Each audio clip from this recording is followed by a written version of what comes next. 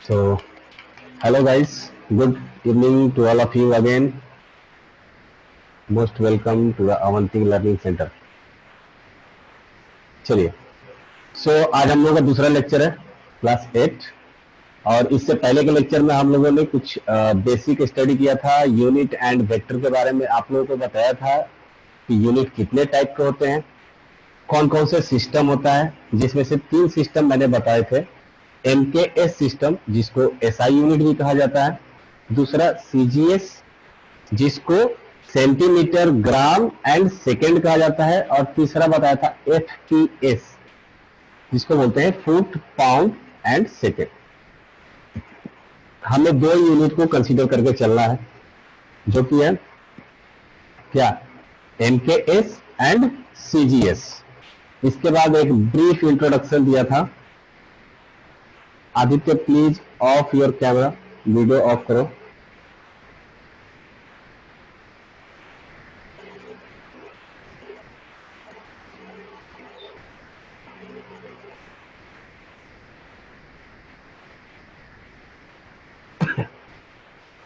ठीक है, ठीक है।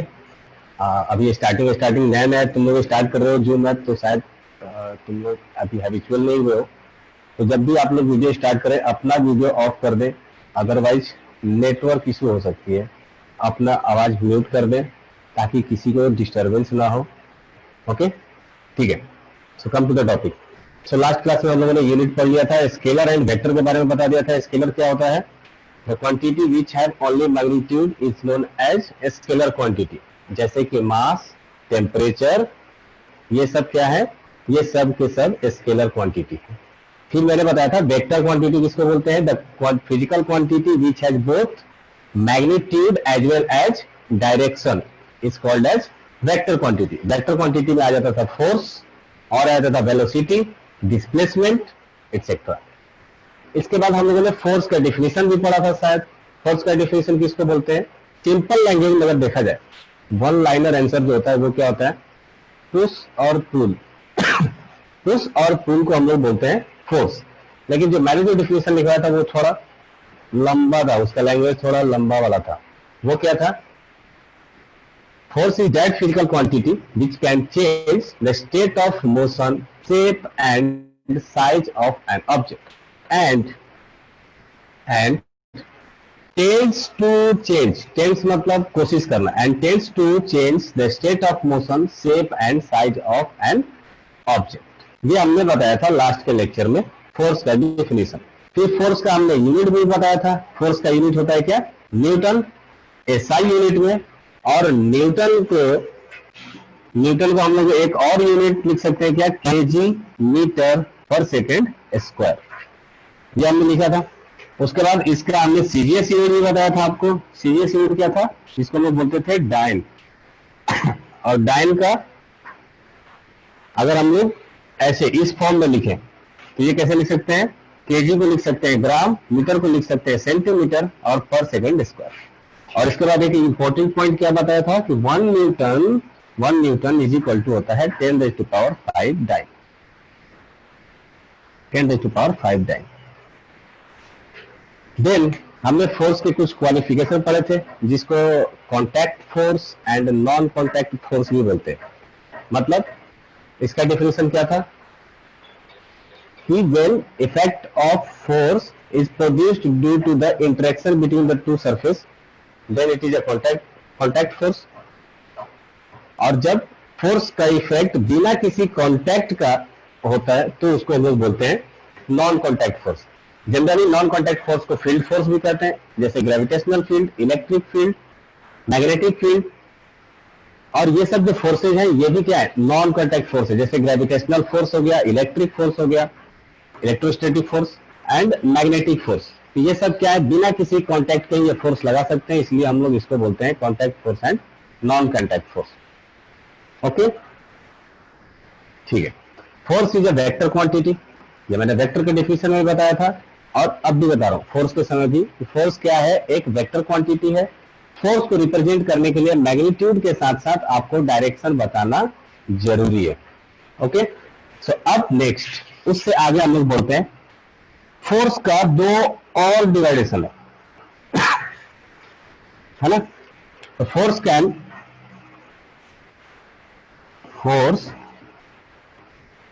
कैन बी डिवाइडेड, नेक्स्ट लिखिए इसमें, force can be divided into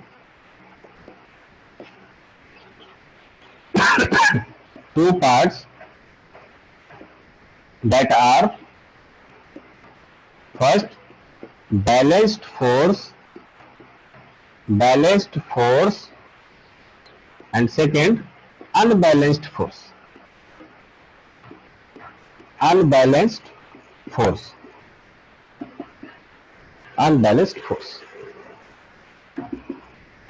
so balanced force किसको बोलेंगे एंड अनबैलेंस्ड फोर्स किसको बोलेंगे?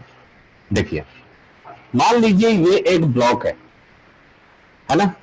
अगर इस ब्लॉक के ऊपर एक फोर्स F1 लग रहा है 5 न्यूटन का इस डायरेक्शन में, F1 लग रहा है 5 न्यूटन का इस डायरेक्शन में, और एक फोर्स लग रहा है F2, वो भी लग रहा है 5 न्यूटन का अपोजिट डायरेक्शन में। क्योंकि फोर्स एक वेक्टर क्वांटिटी है इसलिए डायरेक्शन इंपॉर्टेंट है। तो एक का डायरेक्शन इस डायरेक्शन में, दूसरे का डायरेक्शन अपोजिट डायरेक्शन में। अगर मैं आपको पूछूं कि इस ब्लॉक के ऊपर टोटल नेट फोर्स कितना लग रहा है, नेट फोर्स बोले तो रिजल्टेंट फोर्स कितना लग रहा है, तो हम लोग क्या करेंगे, इन दोनों फोर्सेस को जोड़ करके देखेंगे। तो जोड़ेंगे तो F net is equal to क्या हो जाएगा, F net is equal to, अगर ये डायरेक्शन को पॉजिटिव मान लिया, देखो वेक्टर क्वांटिटी मैंने बताया था स्टार्टिंग में कि वेक्टर क्वांटिटी के पास डायरेक्शन होता है, और vector quantity can be zero, negative and positive, ये दोनों हो सकते हैं। इसका मतलब क्या हुआ कि फोर्स भी पॉजिटिव हो सकता है, नेगेटिव हो सकता है और जीरो हो सकता है। दैट मीन्स व्हाट, कि ये जो फोर्स है अगर ये डायरेक्शन को हम लोग पॉजिटिव मान लेते हैं तो अपोजिट डायरेक्शन क्या हो जाएगा, नेगेटिव हो जाएगा। सो टोटल फोर्स अगर जोड़ेंगे तो 5 न्यूटन प्लस, और ये क्या हो जाएगा, -5 Newton. So plus minus minus होता है, तो हम लोग क्या लिख देंगे यहां से, 5 newton -5 newton is equal to कितना, 0। दैट मीन्स क्या कि जो एफ नेट था वो हमारा कितना आ गया, 0 के बराबर आ गया। सो यही से हमारा डेफिनेशन निकल के आता है कि इस फोर्स को हम लोग बोलेंगे बैलेंस्ड फोर्स। समझ में आया? तो जब भी किसी भी बॉडी के ऊपर नेट फोर्स 0 हो, जब भी किसी बॉडी के ऊपर नेट फोर्स 0 हो, तो उस बॉडी पर लगने वाले फोर्स को कहेंगे बैलेंस्ड फोर्स। तो डेफिनेशन यहां से लिख लीजिए, बैलेंस्ड फोर्स का डेफिनेशन यहां से बनाते हैं। when net force on a body is 0, then force is said to be balanced force. balanced force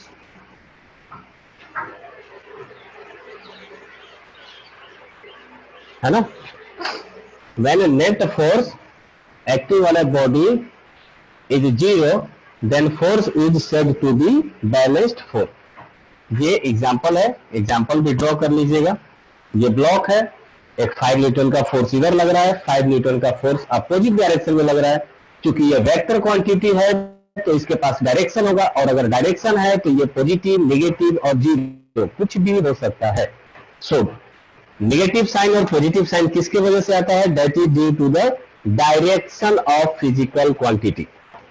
तो डायरेक्शन को किसको पॉजिटिव माने, किसको नेगेटिव माने, ऐसा कोई फिक्स्ड रूल नहीं है। ये हमारे आपके हम सब के ऊपर डिपेंड करता है कि डायरेक्शन कौन सा पॉजिटिव ले। मेरा मर्जी, अगर इसको पॉजिटिव लेना चाहते हो तो ले लो, अगर ये पॉजिटिव लगे तो ये ऑटोमेटिक नेगेटिव हो जाएगा। तो ये हमारे ऊपर डिपेंड करता है कि ऑब्जेक्ट पॉजिटिव होगा या फिजिकल क्वांटिटी पॉजिटिव होगा या नेगेटिव होगा। आई होप कि इसको लिख चुके होंगे। नेक्स्ट क्या था, unbalanced force. Unbalanced force, unbalanced force किसको बोलेंगे, सेम प्रॉब्लम में अगर मैं किसी एक डायरेक्शन में एक और फोर्स जोड़ देता हूं, लेट से 2 न्यूटन का फोर्स और जोड़ दिया, है ना। इसका मतलब क्या हो गया कि 2 न्यूटन का फोर्स पॉजिटिव और इसमें ऐड कर दिया जाएगा, तो ये हो जाएगा कुछ इस तरह 5 newton plus 2 newton minus 5 newton. तो 5 न्यूटन कैंसिल, तो यहां से F net is equal to आ जाएगा 2 न्यूटन, तो this will be equal to the F net. क्या यहां पर एफ नेट 0 हुआ? नहीं, मतलब इस ऑब्जेक्ट के ऊपर कोई ना कोई फोर्स एक्स्ट्रा लग रहा है,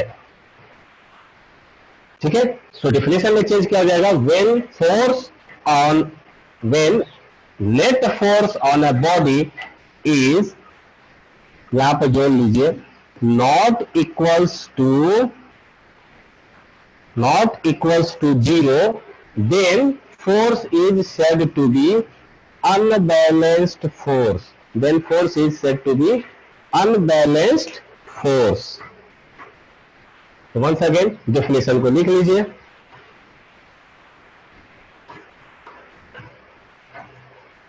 स्टार्टिंग में फोर्स को डिवाइड किया था contact force, non contact force, दूसरा हो गया balanced force and unbalanced force. और भी डिविजन्स है पर वो आपके काम के नहीं है, थोड़ा सा और बड़े हो जाओ और थोड़ा सा अपने जो आपके क्लास अपग्रेड होंगे तो और भी टाइप ऑफ डिविजन्स आप देखोगे। इंफॉर्मेशन के लिए मैं बता देता हूं कि और भी फोर्स का डिवीजन क्या क्या हो सकता है, जैसे इसको बोलते हैं एक कंजर्वेटिव फोर्स और एक बोलते हैं नॉन कंजर्वेटिव फोर्स। बस सिर्फ नाम सुन लो, ऐसा भी होता है conservative force and non conservative force. हो गया होगा, आई होप सबको हो गया होगा, ठीक है। चलिए आगे बढ़ते हैं, इसके ऊपर फोर्स का फॉर्मूला देखते हैं। फोर्स का फॉर्मूला क्या होता है? देखो, न्यूटन का नाम सबने सुना होगा, sir Isaac Newton, very smart guy, है ना। तो उन्होंने ही न्यूटन के 3 लॉ दिए थे। फर्स्ट लॉ, शायद आप लोगों को पढ़ना या नहीं पढ़ना पता नहीं, सुने भी होंगे आप लोग। तो न्यूटन का 3 लॉ था, बहुत ही फेमस लॉ है। फर्स्ट लॉ ये बोलता है कि a body will maintain its position unless and until an external force acting on it। मतलब क्या हो गया कि एक बॉडी जो है वो अपने पोजीशन, स्टेट ऑफ मोशन को मेंटेन रखेगा। स्टेट ऑफ मोशन मतलब there are 2 type of state of motion. Last time में मैंने ये असाइनमेंट में पूछा था how many type of state of motion, तो बहुत सारे लोगों ने गलत किए थे। स्टेट ऑफ मोशन 2 ही टाइप के होते हैं, पहला हो गया स्टेट ऑफ रेस्ट और दूसरा हो गया स्टेट ऑफ मोशन। जब बॉडी या तो मूव करेगा या तो वो रेस्ट पे होगा। तो न्यूटन ने बोला था कि a body will maintain its state of motion with respect to another body unless and unless external force applied on it, है ना। जब किसी भी बॉडी का अगर वो मोशन में है, जब तक उस पर कोई बाहरी फोर्स नहीं लगता है, एक्सटर्नल फोर्स नहीं लगता है, तब तक वो अपना स्टेट ऑफ मोशन चेंज नहीं करेगा। अगर ऐसा होता तो पृथ्वी सूर्य के चक्कर लगाते लगाते थक नहीं जाती। ओके, कर्तव्य का क्वेश्चन है कि अगर एक बॉल को 2 मीटर पर सेकंड के स्पीड से ऊपर फेंके तो क्या होगा? ऑफ कोर्स अगर बॉल को 2 मीटर पर सेकंड के स्पीड से ऊपर फेंकोगे तो बॉल इधर से स्टार्टिंग से, देखो ये हो गया हमारा जमीन, यहां से बॉल को अगर हम लोग ऊपर फेंकते हैं तो इनिशियली यहां पर तो 2 मीटर पर सेकेंड होगा, है ना। और इस पर जैसे ही ये बॉल समझो थोड़ा सा ऊपर की तरफ गया, let suppose that dotted line से रिप्रेजेंट कर रहा हूं, मान लीजिए इमेजिनरी बॉल इस पोजीशन पर है, इसका मतलब यहाँ पर इस पर नीचे की तरफ एक ग्रेविटेशनल फोर्स लगेगा mg के बराबर, ठीक है। बॉडी का मोशन है ऊपर की तरफ, फोर्स का डायरेक्शन है नीचे की तरफ। ओके, इन स्पेस, ओके ठीक है ठीक है, सॉरी माय मिस्टेक, मुझे लगा कि तुम जमीन के ऊपर बोल रहे हो। इन स्पेस का मतलब देखो, अगर स्पेस में चले गए तो स्पेस में ऐसा कोई भी आपको रेजिस्टेंस ऑफर नहीं करता है, अगर आप 2 मीटर पर सेकंड के स्पीड से जाओ या 10 मीटर पर सेकंड के स्पीड से जाओ, जिस स्पीड से आपको फेंका जाएगा आप उसी स्पीड से घूमते रहोगे जब तक कि आप किसी भी ग्रेविटेशनल फील्ड के नजदीक ना आ जाओ। जैसे ही आप किसी के ग्रेविटेशनल फील्ड के नजदीक आ जाओगे आपका स्पीड बढ़ना स्टार्ट हो जाएगा। जब तक कोई ग्रेविटेशनल फील्ड नहीं है, लेट्स से दैट कि ये अर्थ है और ये मून है ना, ये अर्थ है और ये मून है, और आपको 2 मीटर पर सेकंड के स्पीड से इनके बीच में से पार कर दिया गया, तो आपके स्पीड पर कोई फर्क नहीं पड़ेगा, आप 2 मीटर के स्पीड से ही जाओगे। लेकिन बाई चांस अगर आप 2 मीटर पर सेकंड के स्पीड से मून के नजदीक से गुजरने की कोशिश करोगे तो मून क्या करेगा, अपने ग्रेविटेशनल फोर्स की वजह से अपने तरफ खींचने की कोशिश करेगा, और जब अपने तरफ खींचने की कोशिश करेगा तो आपका 2 मीटर पर सेकंड ये ऐसा हो जाएगा। फिर धीरे धीरे आप मून की तरफ जाना स्टार्ट कर दोगे, और जैसे ही आप मून के नजदीक पहुंचना स्टार्ट कर दोगे वहां पर आपका स्पीड बढ़ना स्टार्ट हो जाएगा। क्यों? क्योंकि मून की वजह से एक एक्सटर्नल फोर्स आपके ऊपर अप्लाई होना स्टार्ट हो जाएगा। So I think it is a good question. So दो कॉन्सेप्ट यहाँ पे बनेगा। पहला, अगर आप स्पेस में आपके ऊपर कोई एक्सटर्नल फोर्स नहीं लगा है तो आप 2 मीटर पर सेकंड की स्पीड से चलते रहोगे, जिंदगी भर चलते रहोगे, है ना।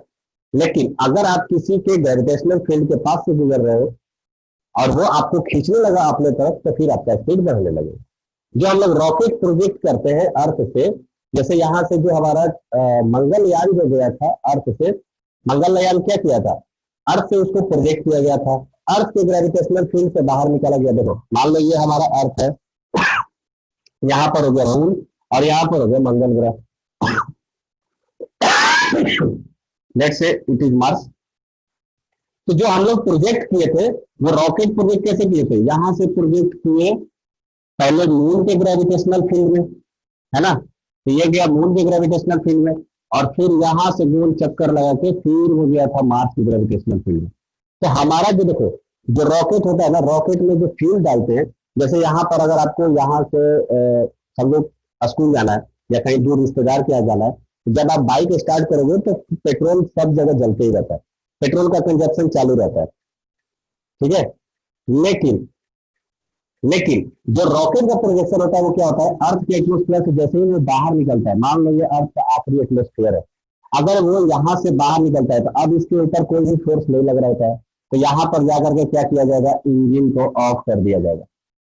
इंजन ऑफ, जैसे ही ऑफ हो जाएगा फ्यूल कंजप्शन बंद। अब यहाँ से वो रॉकेट अपने आप चलते जाएगा, इसके बाद वो रॉकेट अपने आप चलते जाएगा। फिर वो रॉकेट का इंजन कब चालू होगा, जब उसको मून से बाहर निकलना होगा, है ना। जैसे यहाँ से ये गया था ऐसा गोल घूम करके वापस जब ये मून के ग्रेविटेशनल फील्ड से बाहर निकलना है तो फिर यहाँ पर रॉकेट स्टार्ट हो जाएगा और फिर कुछ दूर जाकर के बंद हो जाएगा। तो ऐसे 3 स्टेप में उसके इंजन स्टार्ट होंगे। फिर वो इंजन कब स्टार्ट होगा, जब वो मार्स के ग्रेविटेशनल फील्ड में पहुंच जाएगा। आई बात समझ में? तो न्यूटन ने यही कहा था कि एक बॉडी अपना, ओके वेरी गुड कर्तव्य, वेरी गुड, ठीक है। तो न्यूटन ने यही कहा था कि body will maintain its state of motion unless and अल्टिल an external force applied on it, ठीक है। तो ये लिख ही लेते, अच्छा रहेगा, क्योंकि यहीं से बनेगा एक इक्वेशन फोर्स के लिए। तो लिख लो Newton's law of motion, Newton's law of motion.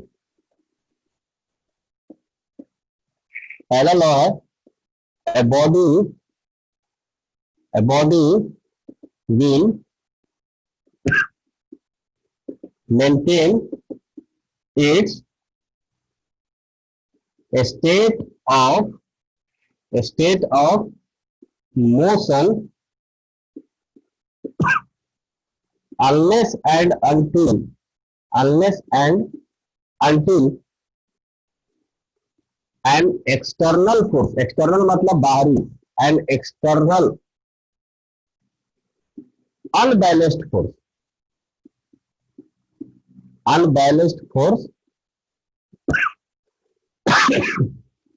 applied on it, ठीक है। अनबैलेंस्ड क्यों बोला, क्योंकि मान लो अगर उसके ऊपर बैलेंस्ड फोर्स लग गया तो फिर कोई फर्क नहीं पड़ता है ना। जैसे गाड़ी आप खड़ी है, आपको गाड़ी पे धक्का लगाना है स्टार्ट करने के लिए। दो आदमी सामने से धक्का लगाए, दो आदमी पीछे से धक्का लगाए, क्या गाड़ी स्टार्ट हो जाएगी? कभी नहीं। स्टार्ट कब होगी? जब किसी एक डायरेक्शन में फोर्स ज्यादा लगे, मतलब एक डायरेक्शन में बच्चे लगे हो और एक डायरेक्शन में बड़े लोग लगे हो, तो बच्चे के द्वारा लगाया गया फोर्स बड़ों के द्वारा लगाया गया फोर्स से कम होगा, तो गाड़ी क्या होगी? एक डायरेक्शन में मूव करना स्टार्ट कर देगी। आई बात समझ में? So a body will maintain its state of motion unless and until an external unbalanced force applied on it. Clear? यही कारण है कि जो अर्थ है वो अपने जो ऑर्बिट है उस पर 365 डेज कंटिन्यूअस वो मूव करते रहती है, अदरवाइज वो रुक जाती है।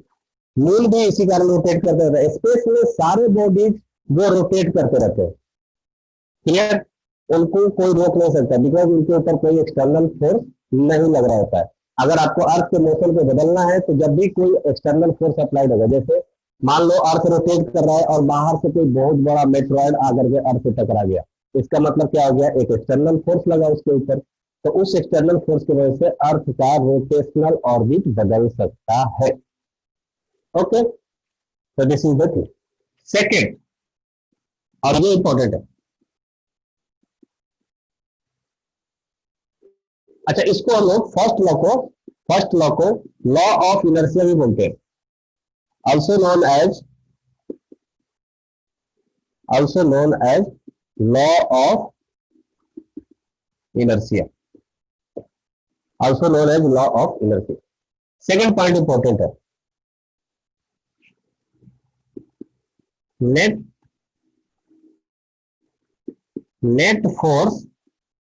net force applied on an object,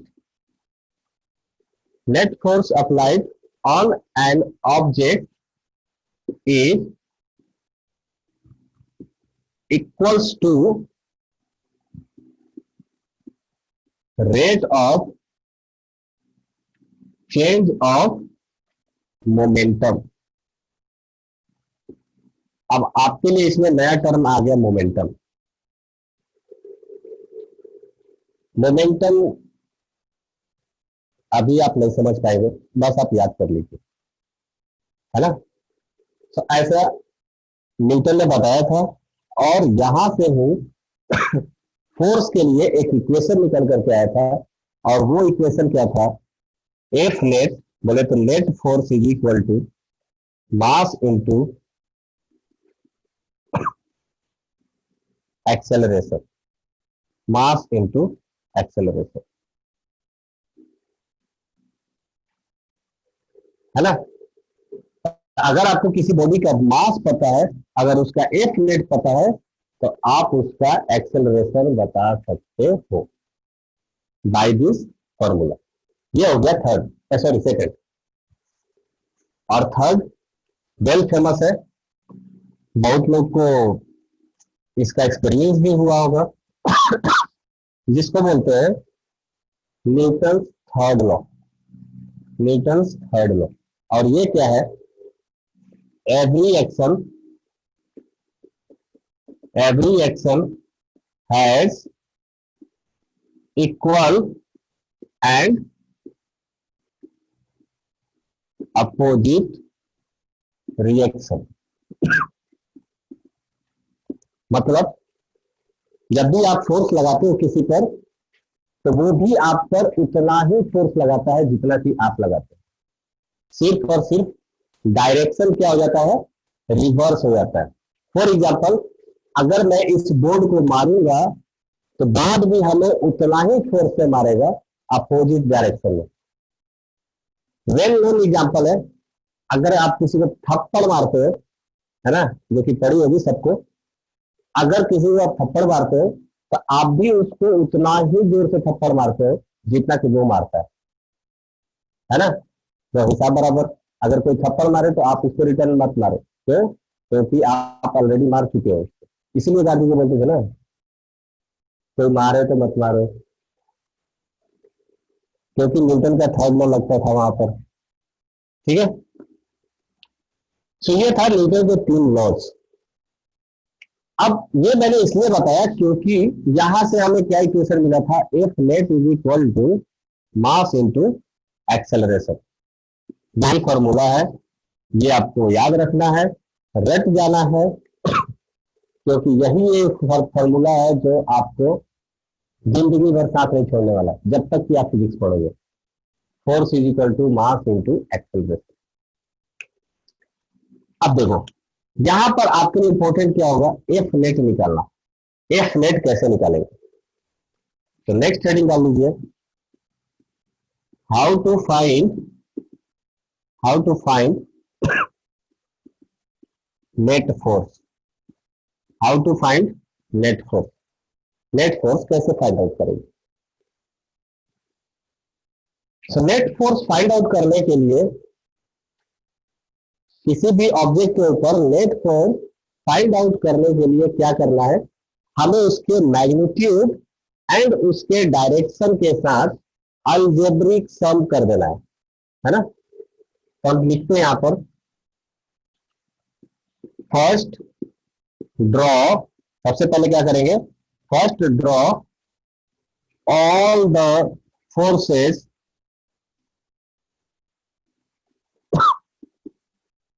acting on the body along with direction, along with direction। सबसे पहले हम लोग क्या करेंगे, सारे फोर्सेस जो उस बॉडी के ऊपर काम कर रहे हैं उसको डायरेक्शन के साथ ड्रॉ कर लेंगे, रिप्रेजेंट कर लेंगे। दूसरा,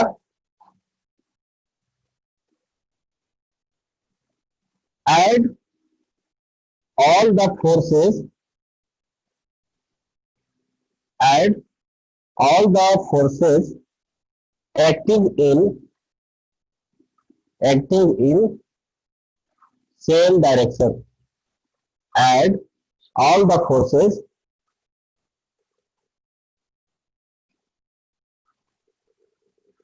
okay, thank you, add all the forces acting in same direction। And third, subtract all the forces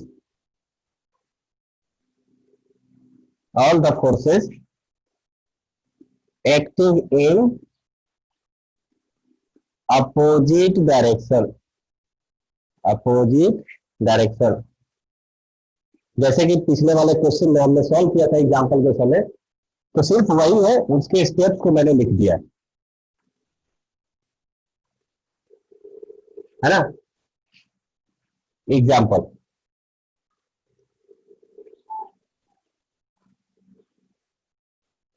मान लो एक ब्लॉक है, वैसा ही क्वेश्चन, इस डायरेक्शन में 2 फोर्स लग रहे हैं, एक है 5 न्यूटन का और एक है 3 न्यूटन का। इस डायरेक्शन में 8 न्यूटन का फोर्स लग रहा है। तो क्वेश्चन क्या है, फाइंड एफ नेट। चलो देखते हैं कितने लोग सॉल्व कर पाते हैं। बताइए एफ नेट कितना होगा।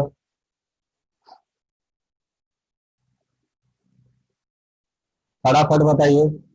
हमें क्वेश्चन दिया गया है, एक ब्लॉक है, कैफ अंसारी 0, रौनक का भी है 0, ठीक है, अंशुल का भी आ गया 0, रिजी 0, प्रत्युष का भी 0, वेरी गुड, सबका आ रहा है 0, वेरी गुड। इसका मतलब आप लोग समझ गए यार, कितना होशियार हो तुम लोग यार, बस घमंड नहीं किए कभी, अच्छी बात है ना। इसका मतलब क्या करेंगे, देखेंगे कि सेम डायरेक्शन में कौन कौन से फोर्स लग रहा है, 5 न्यूटन और 3 न्यूटन, तो दोनों को जोड़ देंगे और 8 न्यूटन का फोर्स किधर लग रहा है, अपोजिट डायरेक्शन में लग रहा है, तो क्या करेंगे, इसको सब्ट्रैक्ट कर देंगे। So F net is equal to यहां से कितना आ गया 0। Very good. एक और एग्जांपल करते हैं। मान लो फोर्स ऐसा लग रहा हो, एक लग रहा है 5 न्यूटन का, ये है 5 न्यूटन, और इसके पीछे एक और आदमी बैठा है जो इस पर फोर्स लगा रहा है 2 न्यूटन का, है ना। और ये एक आदमी इधर बैठा है, ये भी फोर्स लगा रहा है 2 न्यूटन का। अब बताओ कि नेट फोर्स कितना होगा, बताइए नेट फोर्स कितना होगा।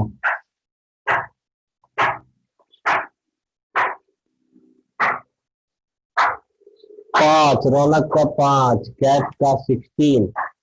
16 कैसे भाई, अंशुल 16 कैसे, अरे यार, कर्तव्य 12, 5 2 7 नहीं नहीं नहीं नहीं नहीं नहीं नहीं नहीं नहीं, गड़बड़ कर रहे हो यार। ये देखो, 3 फोर्सेज लग रहे हैं इस पे, है ना, F1, F2 और F3, 3 फोर्स लग रहे हैं। अरे सबका डायरेक्शन एक ही डायरेक्शन में है, तो क्या करें, अभी तो बताया था, अगर डायरेक्शन सेम हो तो सबको क्या कर देंगे, ऐड कर देंगे। इसका मतलब F net is equal to कितना हो जाएगा, F1 plus F2 plus F3। F1 कितना है, 2 न्यूटन। अरे ये इसके पीछे लग रहा है तो क्या हो गया, धक्का तो दे रहा है आगे। हाँ आशुतोष 9, वेरी गुड। आदित्य 6, कैसे भाई 6 कैसे आएगा, स्वाति 9, हाँ हाँ हाँ स्वाति का सही है, ठीक है। तो क्या करेंगे, सबको ऐड कर देंगे, 2 + 5 + 2, 5 2 7 2 9, 9 न्यूटन का फोर्स लग रहा है। क्या कर रहे हो तुम लोग, चलो नेक्स्ट एग्जांपल करते हैं। इतना छोटा छोटा क्वेश्चन, एक और एग्जांपल। ये मान लो आपका ट्रक है ना। ट्रक ऐसे ही होता है, 4 चक्के होते हैं, साइड से देखोगे तो 2 ही चक्का दिखेगा। ये ड्राइवर का केबिन हो गया और ये छोटा सा गेट हो गया, ठीक है। इसके आगे हेडलाइट भी होगा, ओके। अब यहां से एक रस्सी बांध दिया गया, इस रस्सी पर 2 आदमी बैठे हुए, एक लकड़ी बांध करके यहाँ पर एक वुड है, और यहाँ से 2 आदमी खींच रहे हैं उधर, एक 10 न्यूटन से खींच रहा है और दूसरा 15 न्यूटन से खींच रहा है ना। और इस ट्रक के टायर पर एक फ्रिक्शन फोर्स लग रहा होगा पीछे की तरफ, ये लग रहा है फ्रिक्शन फोर्स, और फ्रिक्शन फोर्स का जो वैल्यू है वो है 20 न्यूटन। फ्रिक्शन फोर्स पता है ना, फ्रिक्शन फोर्स जो सरफेस कांटेक्ट की वजह से लगता है, दो सरफेस के बीच में जो फोर्स लगता है उसको हम लोग क्या बोलते हैं, फ्रिक्शन फोर्स बोलते हैं।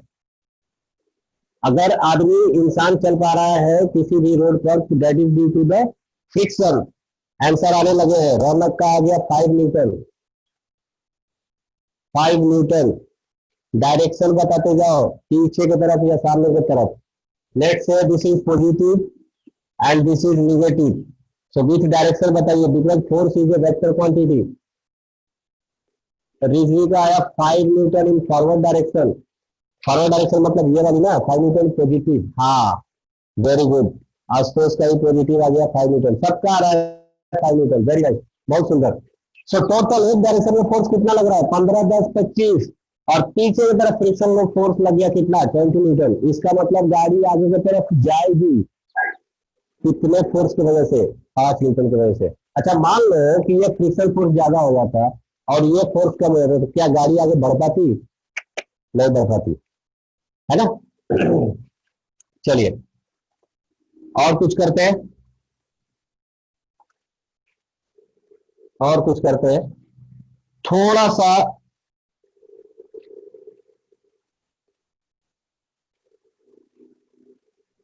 ओके सर, ठीक है, just a minute.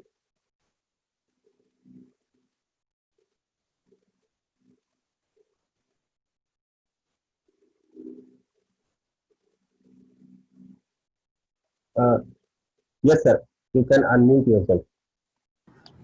Sorry for disturbance sir. Sir actually कुछ बच्चे हैं जो कि अपने ग्रुप में अटेंडेंस नहीं दे रहे हैं, ठीक है। तो अच्छा, मैं एक्चुअली रीज़न पूछना चाहूँगा उन बच्चों से, पहले तो क्यों नहीं दे रहे हैं। जैसे कि एक सौम्या है। सौम्या कहाँ है? सौम्या राज, हाँ आई तो है। सौम्या चलिए, सौम्या अभी नहीं है। तो भूमि, हाँ, भूमि भूमि कुमारी। स्वाति, अगर आप ग्रुप पे अटेंडेंस नहीं दीजिएगा तो विकास सर ये लोग को आउट कर दीजिएगा, ठीक है। भूमि आप लोग है। ग्रुप पे अटेंडेंस क्यों नहीं दे रहे हैं? रीजन रीजन बताइए मुझे पहले तो, क्यों नहीं देना चाह रहे हैं? नहीं नहीं, ये क्यों देने की बात नहीं है, सुनिए ना, नहीं देंगे अटेंडेंस तो उनको क्लास, उनको वहां से वो कर दीजिए, ठीक है। चलिए सर, ठीक है। ओके। और सबसे पहली बात, एक चीज और बताना चाहूंगा मैं सभी बच्चों को, कि जो जो भी बच्चे हैं वो अपना रीनेम कर रहे हैं, तो रीनेम के आगे अपने स्कूल का नाम जरूर डालें, ठीक है। जैसे कि बहुत से बच्चों का मैं देख रहा हूँ स्कूल का नाम नहीं है। आदित्य कुमार सिंह, और एक हो गए यहाँ पे अंशुल, और भूमि कुमारी, कैफ अंसारी, कर्तव्य कृष, प्रत्युष श्रीवास्तव, प्रियांश यसु, बहुत से बच्चे हैं। समीर तो चलिए आज नए आए हैं, एक समीर जो हैं आज नए नए ज्वाइन किए हैं क्लास में। समीर और आदित्य नए हैं। हाँ हाँ, चलिए ओके। ठीक है, ठीक है, ठीक है। हाँ, सभी सौम्या बच्चे, अभी आ गई है। सौम्या आप अपने ग्रुप में अटेंडेंस दें, ठीक है। कोई प्रॉब्लम तो हाँ नहीं है ना? हाँ, सौम्या, अंशुल ने दे दिया है। हाँ हाँ, हम्म। अंशुल की आ चुकी है सर।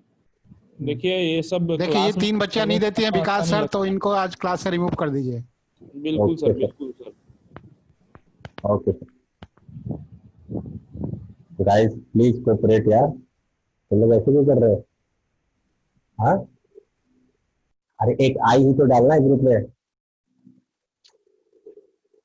ये मत बोला नेटवर्क प्रॉब्लम है यार, व्हाट्सएप का मैसेज किसी भी नेटवर्क पे चला जाता है।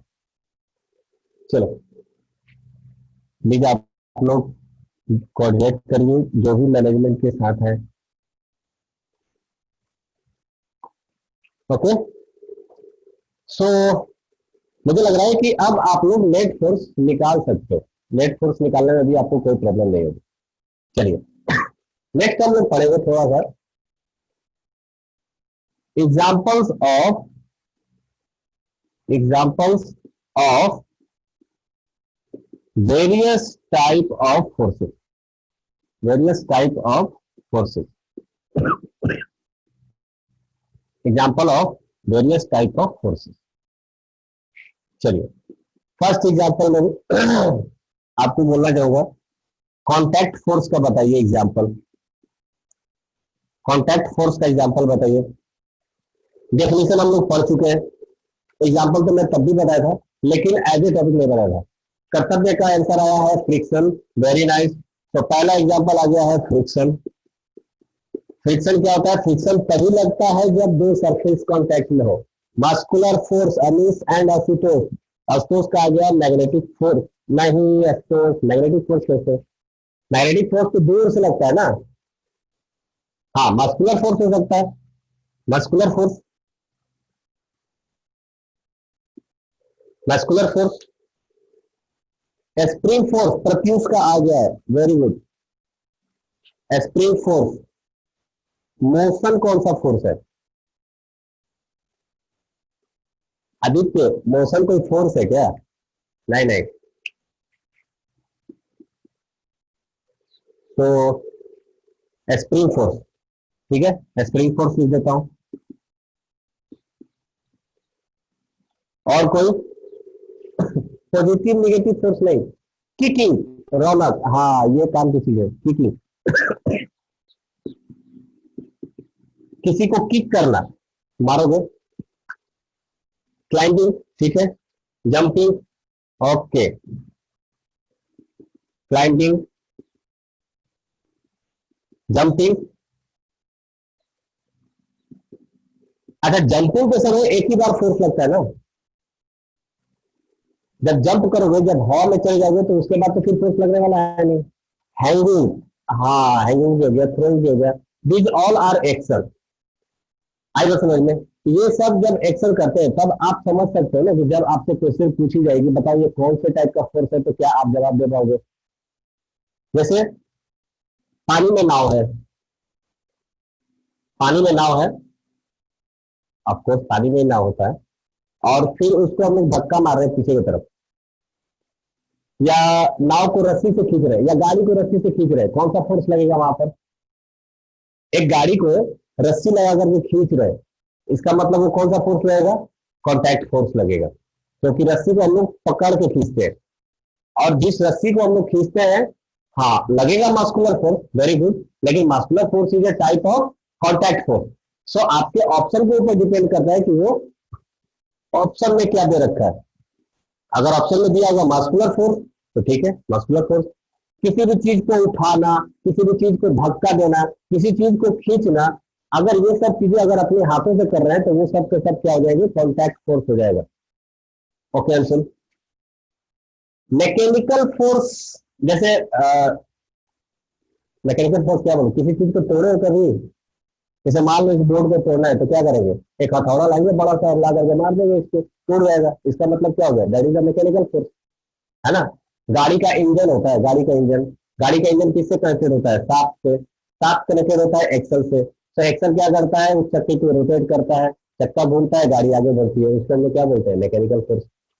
अभी किसी ने मैसेज किया था बहुत बड़ा वाला, लेट्स सी क्या बोलते हैं। रौनक ने बोला है, a ball moving on ground automatically slows down and finally stops because of frictional force between the ball and the ground. Yes, very nice, सही बात है। अगर किसी भी बॉल को आप थ्रो करते हो, थोड़ी देर के बाद वो जाकर के रुक जाता है, उसके रुकने के पीछे का कारण क्या है? That is due to the frictional force. अच्छा, अगर कोई ऑब्जेक्ट खड़ा है चुपचाप, तो भी क्या उसके ऊपर फ्रिक्शनल फोर्स लग सकता है क्या? अगर एक बॉडी रेस्ट में है तो क्या उसके ऊपर फ्रिक्शनल फोर्स लग सकता है क्या? लगने की संभावना है। जैसे बॉल तो था, वो रिजी ने बोला है नहीं। ऐसा हो सकता है क्या कि फ्रिक्शनल फोर्स रेस्ट वाले ऑब्जेक्ट पर नहीं लगे? अनीस का कहना है हाँ सर लगेगा। चलो मैं बताता हूँ एग्जाम्पल की कब लगेगा। जैसे अगर आप रोप पकड़ के लटके हुए, अंशुल का भी कहना है लगेगा।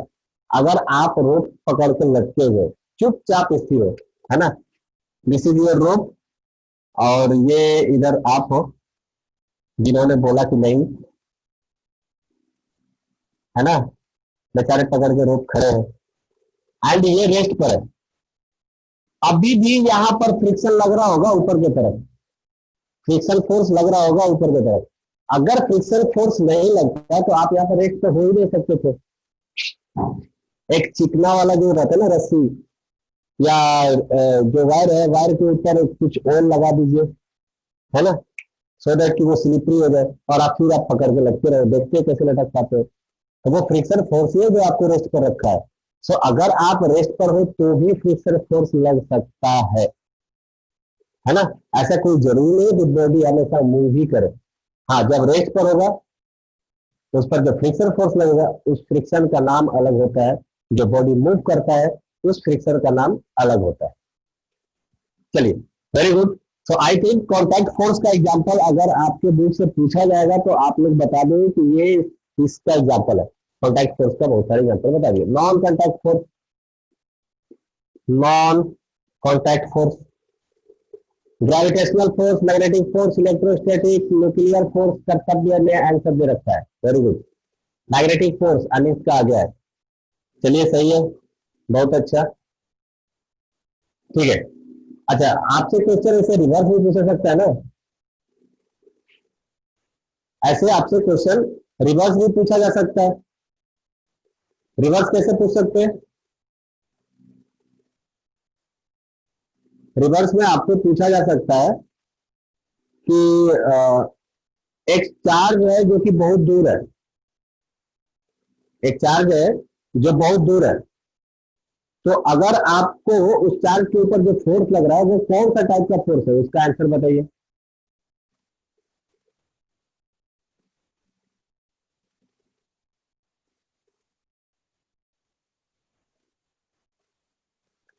दो चार्ज है, चार्ज मतलब पता है ना, प्लस माइनस, ये एक प्लस है और ये एक माइनस है, तो दो चार्ज के बीच में जो फोर्स लगता है ये कौन से फोर्स? Electrostatic force. रौनक का आंसर है इलेक्ट्रोस्टैटिक फोर्स। वेरी गुड रौनक, इलेक्ट्रोस्टैटिक फोर्स, वेरी नाइस।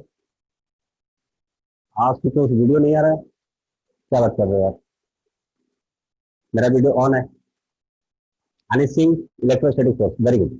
अच्छा, एक चीज देखते हो क्या, कभी कॉम्बिंग करके, जब कॉम्ब करते हो और उस कॉम्ब को वापस जब बाल के पास लेके जाते हो तो वो बाल खड़े होने लगते हैं, ऐसा आप लोगों ने देखा है ना? तो यहां पर जो फोर्स लगेगा वो कौन सा फोर्स होगा? इलेक्ट्रोस्टैटिक फोर्स, है ना? या बोल सकते हैं नॉन कॉन्टैक्ट फोर्स, ये भी बोल सकते हैं नॉन कॉन्टैक्ट फोर्स। अच्छा, बॉल को हवा में फेंकते हैं, बॉल थोड़ी देर के बाद वापस आ जाता है, that is due to the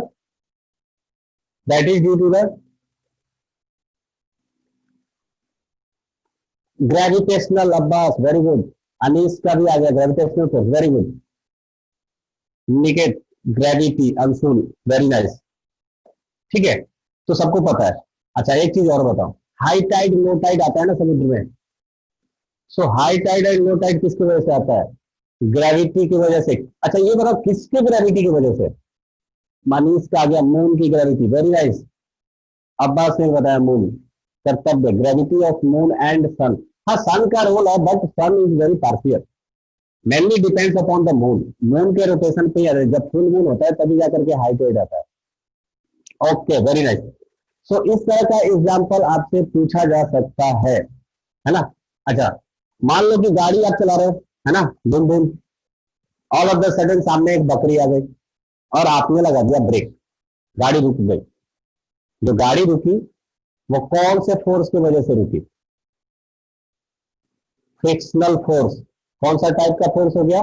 contact force. Kartavya, very nice. कैच का भी आ गया, frictional force. Thank you. So सबने रिस्पॉन्ड किया है। तो ये हो गया contact force and non contact force के कुछ एक्शन। जो भी मैंने एग्जांपल बताया आप लोग लिख सकते हो, मैं लिख नहीं रहा हूं, आप लोग लिख सकते हो। ठीक है, ओके, वेरी नाइस। अच्छा, एक चीज और बताओ, मैग्नेट का दो पोल होता है, एक मैग्नेट दूसरे को अट्रैक्ट करते हैं, कौन सा फोर्स है, कॉन्टैक्ट या नॉन कॉन्टैक्ट? मैग्नेट आपस में अगर खींचते हैं तो वो कौन सा फोर्स होगा, कॉन्टैक्ट फोर्स या non contact? Non contact force. Okay, okay, very good, very nice, very good, very good guys. सबने बता दिया, अंशुल, आदित्य, सबने बताया। Okay, very good. चलिए, सो आज का क्लास फिर से रिवाइज कर लेते हैं एक बार। एक बार फिर से क्लास रिवाइज कर लेते हैं। इससे पहले हम लोग पढ़ चुके हैं फोर्स, फोर्स का डेफिनेशन, फोर्स का यूनिट। हाँ रौनक, बोलो। Yes yes please.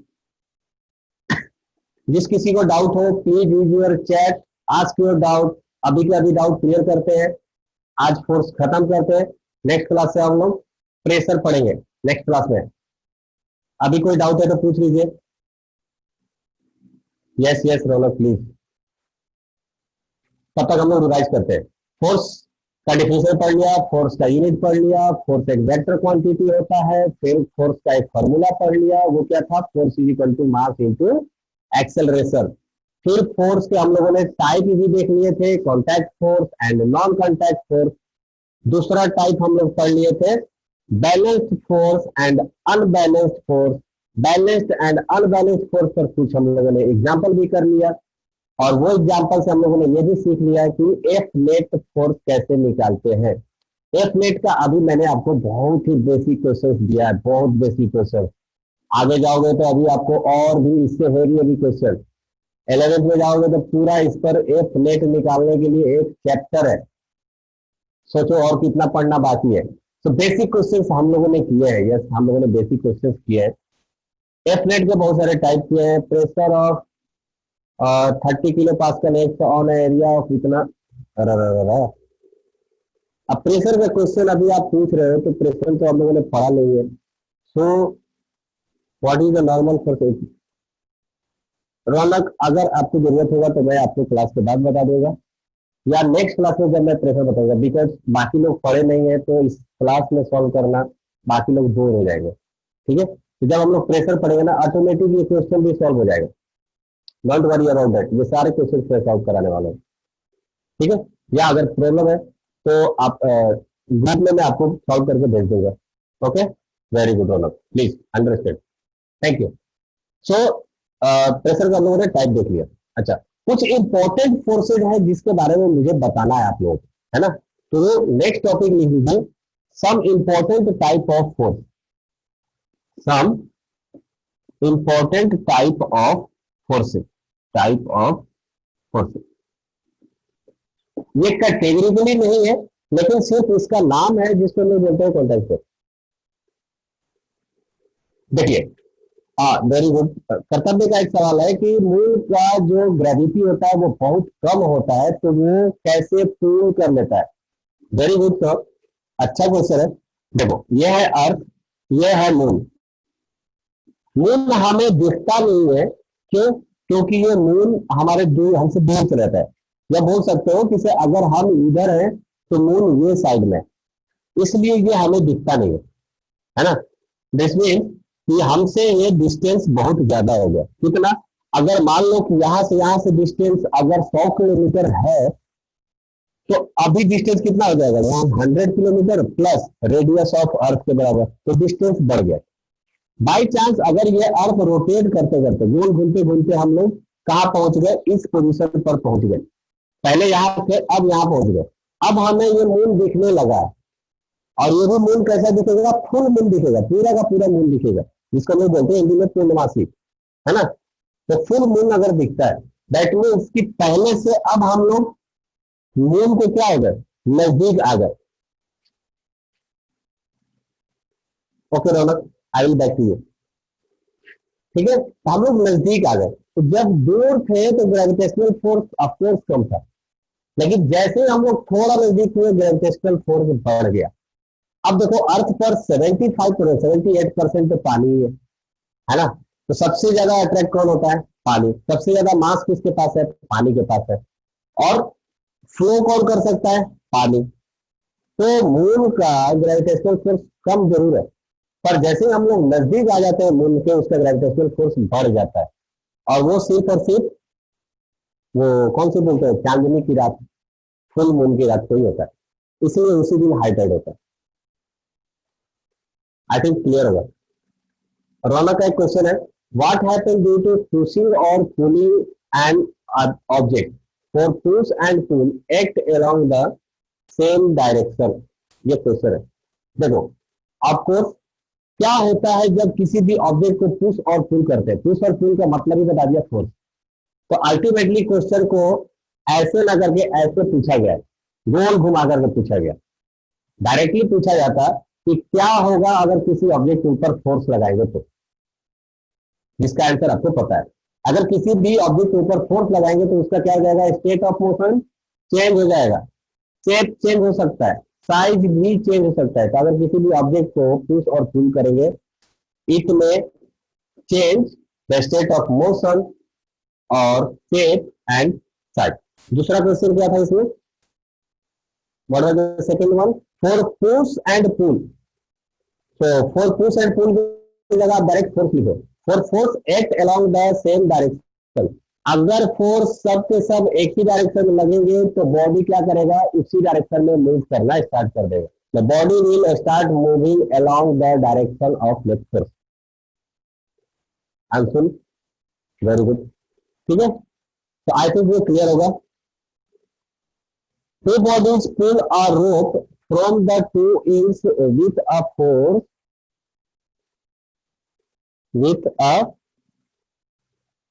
force equal to 200 Newton each. What is the resultant force acting on the rope? मैंने बताया था कि जो रिजल्टेंट फोर्स है उसी को हम लोग क्या बोलते हैं? नेट फोर्स बोलते हैं। तो दो बच्चे हैं और एक रोप को 2 एंड से पुल कर रहे हैं, मतलब खींच रहे हैं। तो मान लो कि ये एक रोप है, जो मैंने स्टेप्स लिखवाए थे इस स्टेप पर जाइए। एक रोप है और रोप के दोनों एंड पर 2 बच्चे खड़े हैं। ये है बच्चे, शरारती बच्चे। क्या जरूरत है इनको रस्सी खींचने का? पर खींचेंगे, ये मानेंगे नहीं। ठीक है, मान लो ये खींचते भी है। चलो, पुल करेंगे मतलब क्या करेंगे? पुल मतलब क्या होता है? अपने तरफ खींचना, मतलब ये पुल करेंगे, इधर की तरफ फोर्स लगाएंगे। फोर्स कितना लगाया, 200 न्यूटन का। दूसरा बच्चा है, ये भी वैसा ही, ये भी क्या करेगा, रस्सी को खींचेगा, पुल करेगा, फोर्स लगाएगा कितना, 200 न्यूटन का। अब अगर आप देखोगे तो 200 न्यूटन का फोर्स इधर की तरफ लग रहा है, 200 न्यूटन का फोर्स इधर की तरफ लग रहा है, तो तुम ही बता दो कि ये फ्लिप कितना होगा। मुझे नहीं आता, आप ही लोग बता दो। अगर ये एक रस्सी है, इस पर 200 न्यूटन का, अनिश का आ गया आंसर, कैफ का भी आ गया, 0 0। वेरी गुड, बस सिर्फ क्वेश्चन समझना था, फिगर ड्रॉ करना था, कर्तव्य का भी आ गया। Very nice, I think clear हो गया रौनक। ठीक है, चलिए, वेरी गुड, अंशुल, निकेत, सबका आ गया। चलिए, तो मैं बोल रहा था कि कुछ इंपॉर्टेंट टाइप ऑफ फोर्स होते हैं, जरा आपको मुझे बताना है, और वो फोर्स कौन कौन से होंगे। पहला फोर्स जिसको हम लोग बोलते हैं नॉर्मल फोर्स। ये नॉर्मल फोर्स होता किसको है, देखो, सबसे पहले तो ये समझ लो कि फिजिक्स में नॉर्मल मतलब साधारण नहीं होता है। जनरली हम लोग क्या बोलते हैं, ये नॉर्मल इंसान है, बट फिजिक्स में नॉर्मल मतलब साधारण नहीं होता है। नॉर्मल मतलब परपेंडिकुलर, 90 डिग्री। तो अगर कोई सरफेस है, उसके 90 डिग्री पर अगर कुछ है, तो इसको हम लोग क्या बोलेंगे, दिस इज नॉर्मल। अगर ये लाइन ए बी है, तो ये पी क्यू लाइन है, तो P Q is normal to A B. तो नाम से एक चीज तो क्लियर हो गया होगा कि अगर ये नॉर्मल फोर्स है, इसका मतलब ये साधारण फोर्स की बात नहीं कर रहा है, इसका मतलब ये हो गया परपेंडिकुलर फोर्स की बात कर रहा है। तो अगर एक सरफेस है, कोई भी अगर एक सरफेस लिया जाए और इसके परपेंडिकुलर डायरेक्शन में अगर फोर्स लगाया जाए, तो उस फोर्स को हम लोग बोलेंगे क्या, नॉर्मल फोर्स। उस फोर्स को क्या बोलेंगे, नॉर्मल फोर्स। तो लिख लीजिए इसका definition, a force acting perpendicular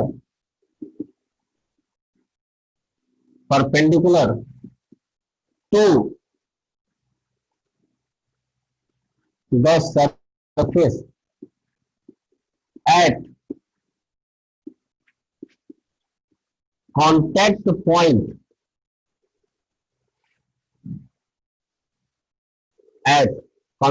point of two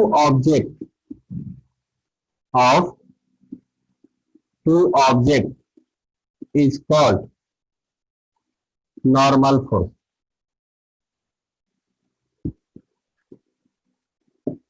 is normal force, है ना।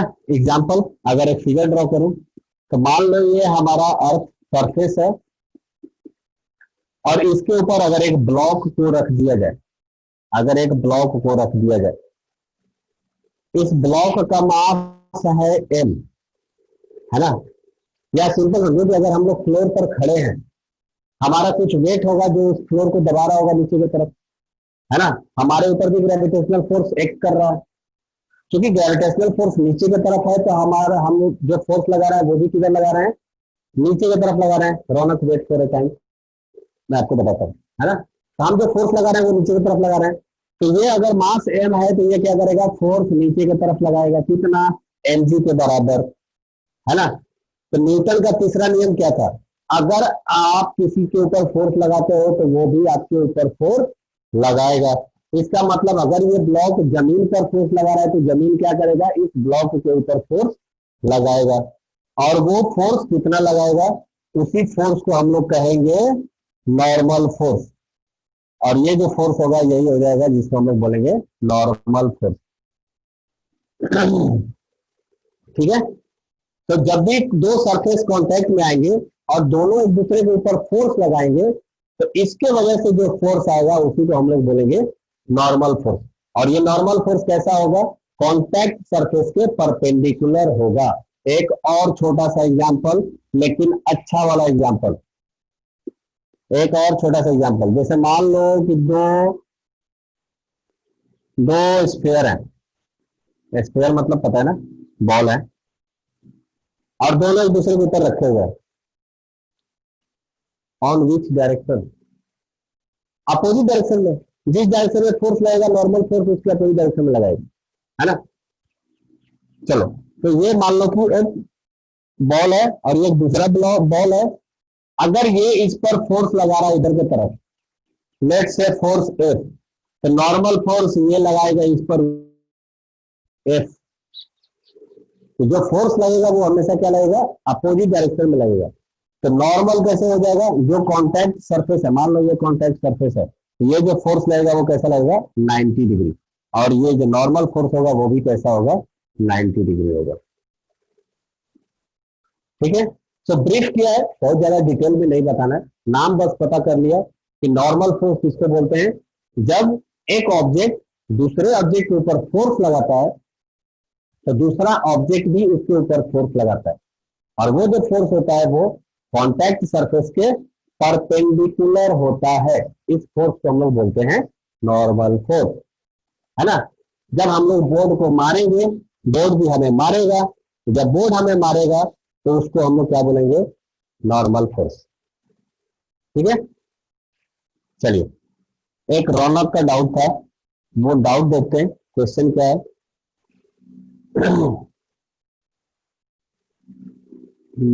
रौनक, two person are pushing a heavy box from the opposite direction. They apply forces of 400 Newton and 220 Newton. What is the resultant force acting on the box? रौनक, क्या यार, I am not expecting such kind of questions from you all. देखो एक block है, अगर ये question अंग्रेजी में लिखा हुआ है इसलिए तकलीफ हो रही है क्या। बोल रहा है कि एक बॉक्स है और बॉक्स पर दो आदमी फोर्स लगा रहे हैं, कौन से डायरेक्शन में, अपोजिट डायरेक्शन में। मतलब एक आदमी अगर इधर से 400 न्यूटन का फोर्स लगा रहा है तो दूसरा आदमी इधर से कितना लगा रहा है, 220 न्यूटन का। बता दीजिए रिजल्टेंट फोर्स। 180 हो गया क्लियर, आशुतोष ने बताया 180, क्वेश्चन खत्म। ठीक है, answer 180। Raunak, sir on which direction, okay, जिस डायरेक्शन की बात कर रहे हो तो जिस डायरेक्शन में 400 न्यूटन का फोर्स लग रहा है उसी डायरेक्शन में। अरे बैकवर्ड फॉरवर्ड तो कुछ बताया नहीं है क्वेश्चन में। क्वेश्चन में ऐसा बोला होता है कि एक आदमी फॉरवर्ड डायरेक्शन में 400 न्यूटन लगा रहा है, दूसरा बैकवर्ड डायरेक्शन में 220 न्यूटन लगा रहा है, तो हम लोग बता सकते थे कि ये फॉरवर्ड है ये बैकवर्ड है। क्वेश्चन में ऐसा कुछ भी वर्ड इस्तेमाल नहीं किया, तो मुझे क्या पता कौन फॉरवर्ड लगा रहा है कौन बैकवर्ड लगा रहा है। हो सकता है 400 न्यूटन वाला पीछे की तरफ धक्का दे रहा हो। तो हमारा आंसर क्या होगा, 180 Newton along the direction of force in which 400 Newton was applied, है ना। ओके रौनक, नो प्रॉब्लम, वेरी गुड। चलिए, सो एक हो गया नॉर्मल फोर्स, दूसरा आप लोगों का टाइम हो गया क्या,